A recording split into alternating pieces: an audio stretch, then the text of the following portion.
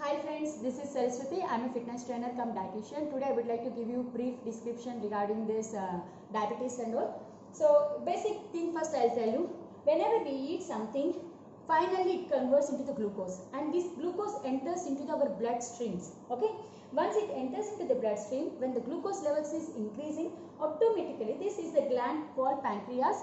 This releases the insulin hormone. So it releases the insulin hormone. So this glucose has to get absorbed by our cells. Cell here is our total body is made up of the cells.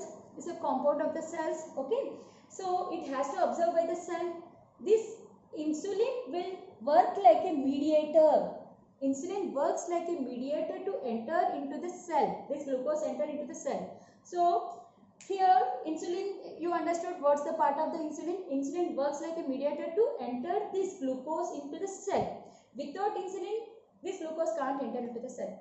That is the thing. Now, I'll explain to you what is type 1. Type 1 diabetes, the people who are, their glands itself having some issues. It can't produce the insulin. It would be an infection or many other reasons. This gland get damaged or whatever. So it can't produce any insulin. For them, what is the solution? We give them the insulin directly doses. Insulin doses to them. So that is the type 1 diabetes. When it comes with the type 2 diabetes, most of them, like 95% people will be having type 2 diabetes only, not type 1. So what could be the reasons? For them, gland would be working properly. There won't be having any issues with the gland and then production of the insulin. There would be a problem with the cells of the body. So now, there is no problem with the gland and it releasing the insulin. On top, what we are doing, we are giving the medication of the insulin and metaforms to that. That is becoming a overdose to the body. In a long term, this overdose leads to the renal diseases, kidney diseases, right? That's what we see. So here the problem is with the cell, not with the gland. So what are the causes for the this cell? Why this is not absorbing this glucose and insulin? Okay. So when gland is working properly, why this cell is not working properly? Our body cells are not working properly. Why it unable to take up this glucose and insulin? Reasons I'll tell you.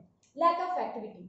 First thing, why lack of activity? See, if a cell having a glucose already and you are not utilizing this glucose for the energy and you are not moving anywhere and all, so this glucose remains here, then how come new glucose can enter into this cell? If you are not doing any activity, obviously this glucose return back to the bloodstream and it increases your glucose levels. That's the thing. And the second one, excess eating. And whenever you are eating excess more than what your body needs, then that also remains in the bloodstream. It needs certain amount of the glucose only. If it needs 5%, if you are giving 15 or 20% by eating, how can it takes up? So automatically it enters into the bloodstream. So glucose levels get increased.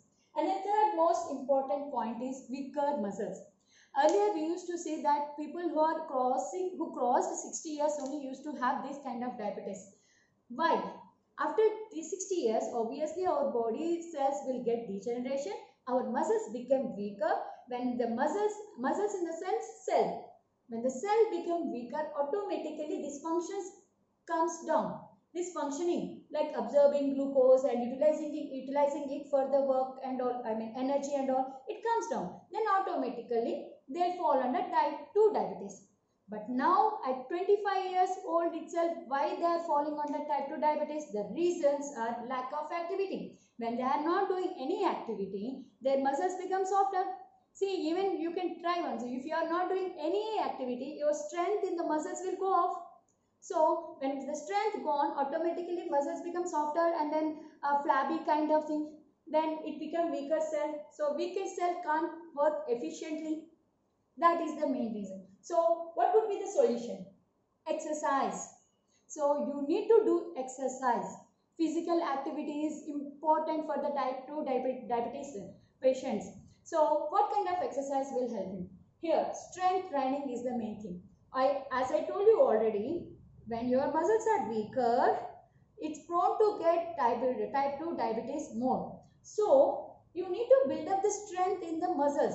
Strength in the muscles in the sense, strength in the cells itself, right? So you need to build up the strength. So strength, how do you build up? Not like taking heavier weights and doing 2-3 repetitions and dropping. That doesn't help you. That's not going to help you. In fact, you may end up with the injuries. So moderate weights workouts will help you. What is the moderate weights? So if you are doing with some weight, you should be able to do at least 15 repetitions. That is called moderate weights. So that works a lot. That helps a lot. And then coming to the cardio. So cardio also works. So how it works? Cardio, how it helps? See, the people who are having a lot of fat cells in their body, fat layers in the body, they also face this problem. Their cells can't take up this glucose because of the lot of layers of the fats in the body. So they need to burn it. So cardio is the best way to burn your fat. So along with the cardio, you need to do strength training also, as I told you. So cardio is important. Simply just walking is not going to help you. Along with the walking, you need to do strength training to keep your muscle structure in a strong way so that it doesn't prone to this type 2 diabetes. Hope you got my point. If you have any doubts, please come back to me. I'm Saraswati, phone number 9108274373. Thank you.